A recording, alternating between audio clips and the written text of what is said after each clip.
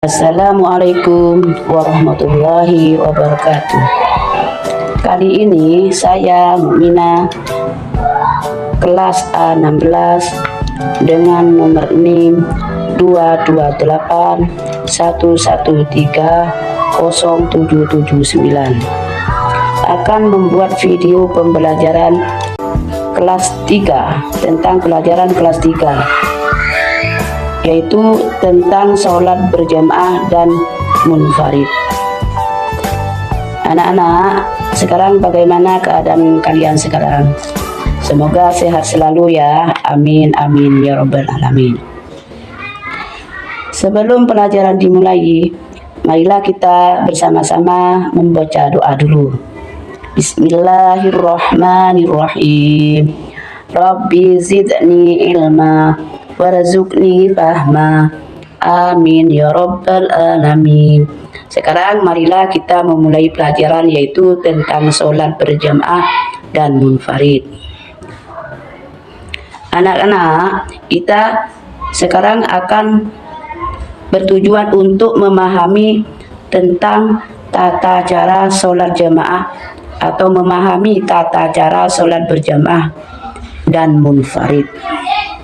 Satu, yaitu menjelaskan pengertian sholat berjamaah dan munfarid. Dua, mempraktikkan sholat jamaah dan sholat munfarid. Yaitu satu, pengertian dalil dan keutamannya. Nomor dua, syarat sholat berjamaah. Tiga, ketentuan sholat berjamaah. Empat, praktek sholat berjamaah. Di mana di sini ada sholat sunat berjamaah, terus ada sholat berjamaah tentang posisi dalam berjamaah, dan juga ada ketika sholat berjamaah itu ada halangannya sholat berjamaah. Pengertiannya yaitu sholat berjamaah, sholat yang dilakukan secara bersama-sama, yaitu dipimpin oleh orang yang ditunjuk sebagai imamnya, yaitu yang menjadi imam, yang menjadi petunjuknya makmum. Terus lagi ada sholat munfarid, yaitu sholat yang dilakukan secara sendirian, sholat sendirian.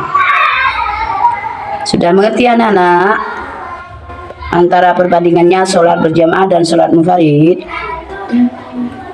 Dan sekarang dalil dan keutamannya sholat berjamaah, yaitu sholat al-jamaah afdalu min sholatil bisab'i wa isrina darajatan, yang artinya Rasulullah Shallallahu Alaihi Wasallam bersabda, sholat berjamaah lebih utama dari sholat sendirian, yaitu dengan 20 derajat. Rawahu Bukhari dan Muslim. Juga di sini tentang sholat berjamaah ada syarat-syaratnya sholat berjamaah, yaitu ada imam atau pemimpin sholat, terus ada makmum, pengikutnya berjamaah, yaitu jamaah sholat. Terus dikerjakan dalam satu majelis, yaitu dalam satu tempat, tidak boleh dipisah-pisah, harus dalam satu tempat maksudnya. Sholat makmum sesuai dengan sholatnya imam. Jadi imam itu, yaitu imam adalah orang yang memimpin sholat berjamaah. Jadi imam itu seorang pemimpin dalam sholat berjamaah. Sudah mengerti anak-anak? Ada yang belum paham? Sedangkan syarat-syaratnya imam itu apa saja? Yaitu di sini, satu, sudah balik, harus balik. Imam itu balik, tidak boleh anak kecil, harus sudah balik.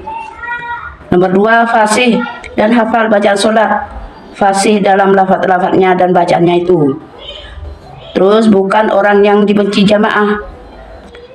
Juga harus mengetahui syarat dan rukun serta hal-hal yang membatalkan pada sholat.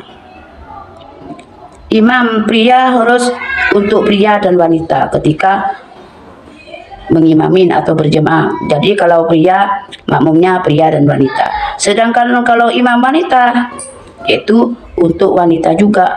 Tidak boleh imam wanita yang makmum laki-laki, tidak boleh. Jadi harus imam wanita dan makmumnya wanita.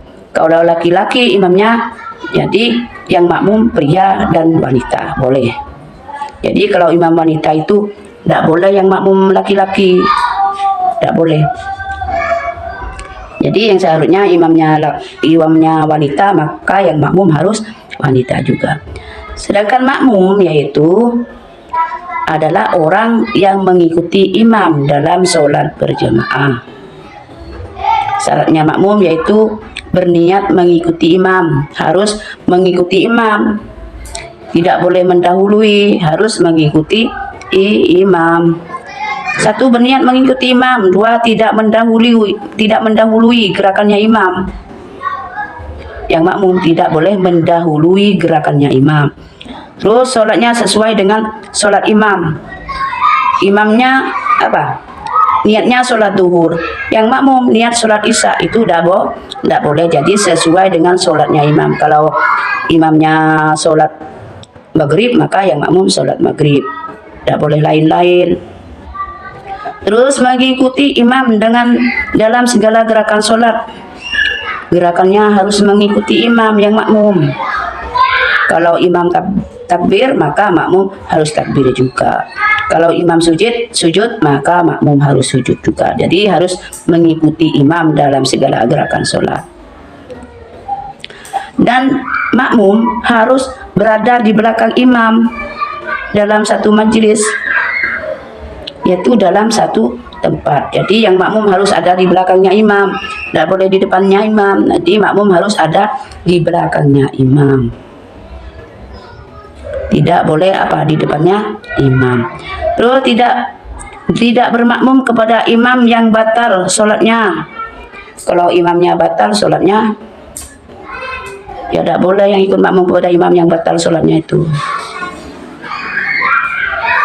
Sekarang macam-macamnya makmum. Sudah paham anak-anak? Kalau tidak paham bisa ditanyakan.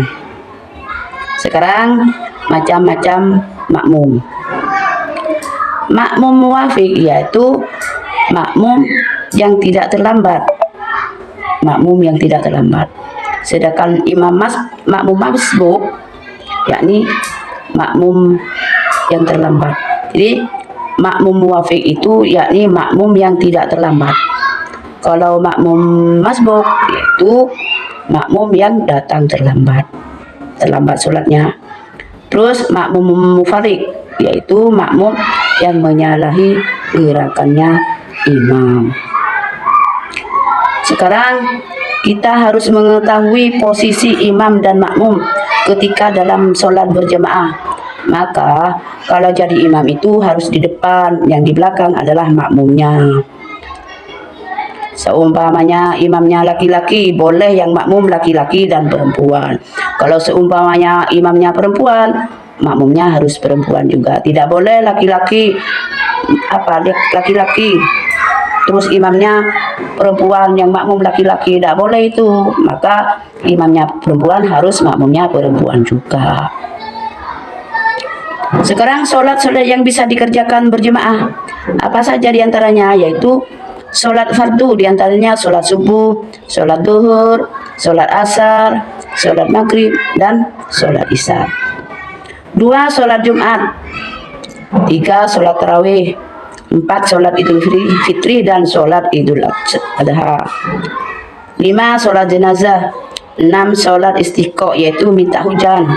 7. Sholat gerhana bulan dan matahari. 8. Sholat witir. Sudah paham? Dan sekarang halangan sholat ketika berjamaah. Ketika sholat berjamaah ada halangannya. 1. Yaitu ketika hujan. 2. Angin topan dan udara ketika sangat dingin. Kita boleh tidak berjamaah. Terus ketika makanan sudah terhidang dan perut terasa lapar. Ketika perut lapar, boleh itu tidak berjamaah. Terus 4. Ingin buang air besar atau kecil.